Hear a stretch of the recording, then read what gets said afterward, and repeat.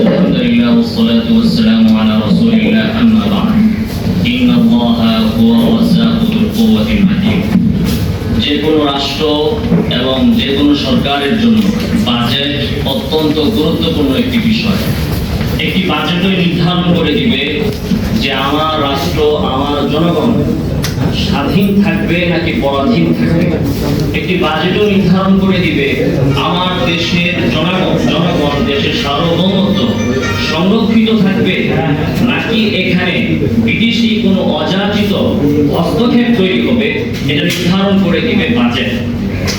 স্বাধীনতার পর থেকে আমাদের বাংলাদেশে অনেক সরকার এসেছে, গত হয়েছে, কিন্তু সকল সরকারের বাজেটের ধরন কিন্তু আমরা একই দেখি।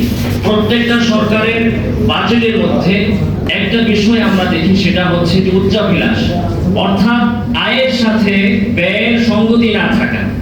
বাজেট আমি করছি কিন্তু বাজেটের সাথে আমার ব্যয়ের যে পরিকল্পনা তার সাথে আমি আয়ের কোনো সঙ্গতি রাখছি না। ফলে আমার যে অতিরিক্ত অর্থ সেটাকে সংগ্রহ করার জন্য আমাকে কি করতে হচ্ছে, আমি দেশের জনগণের উপর অযাচিত কর আরোপ করছি। এর ফলে দেশের নিত্য পণ্যের মূল্য বেড়ে যাচ্ছে, মানুষের ক্রয় ক্ষমতার ঊর্ধ্বে চলে যাচ্ছে পণ্যের মূল্যগুলো। ফলে দেশের মধ্যে রাজনৈতিক অস্থিরতা তৈরি হচ্ছে, নিরাপত্তার ঘাটতি তৈরি হচ্ছে। এই যে সমস্যা তৈরি হচ্ছে, এটা হচ্ছে বাজেটের উচ্চাভিলাষের কারণে।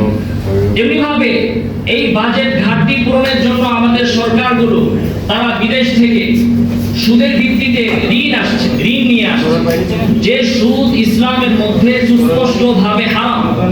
আজকে যখন আমরা বাজেট নিয়ে কথা বলছি তখন আমাদের স্মরণ হচ্ছে বাংলাদেশের অন্যতম একজন মুফাসসিরে কোরআন আল্লামা দেলোয়ার হোসেন সাঈদী রাহমাতুল্লাহি আলাইহির কথা।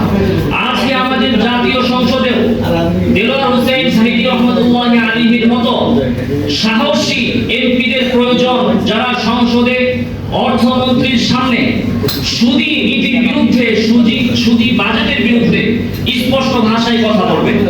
আজকে আমাদের সরকার যখন বিদেশ থেকে সুদের ভিত্তিতে ঋণ নিয়ে আসছেন, তখন বিদেশি রাষ্ট্রগুলো তো আমাদের মামাও না, খালুও না।